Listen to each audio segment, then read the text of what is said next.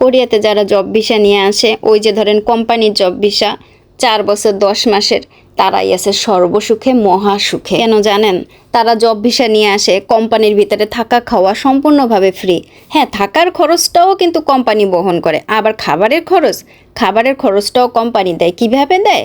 ওই সকালবেলার একটু খাবারটা ধরেন, ওইটার কথা একটু পরে বলি, কিন্তু দুপুরের খাবারটা কোম্পানি থেকে ফ্রিতেই দেয়।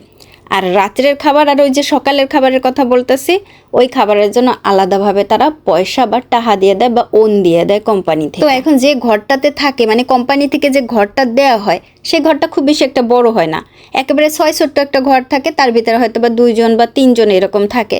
তারপরে রান্না বান্না করা, সমস্ত কিছু করা, ওই ধরেন গ্যাসের বিল, পানির বিল, এইগুলো কে দেয়? এইগুলো সব কোম্পানিই দেয়। তো কোম্পানির কাজ কেমন, কঠিন না সহজ? ভাই, ভাগ্য অনুযায়ী কাজ বেশি পড়ে।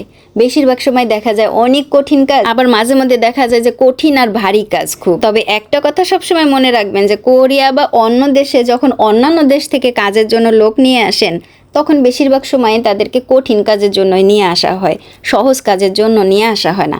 কিন্তু আবারও অনেকের ভাগ্যক্রমে খুব সহজ কাজ পড়ে যায়। তারপরে সবচাইতে বড় কথা কি, একটা কাজ যখন আপনি রেগুলার দীর্ঘদিন করবেন, ওই কাজটা আপনার কাছে অনেক সহজ হয়ে যাবে। কিন্তু অনেক ভারী কাজ আছে যেগুলোর জন্য অনেক কষ্ট হয়। ও হ্যাঁ, বেতনের কথাটা তো বলতে ভুলে গেছি। বেতনটা যা পায় তা তো প্রায় দরাই থাকে, অল্প সামান্য ব্যয় করে আর বাকি সব তো একেবারে জমাই রাখে।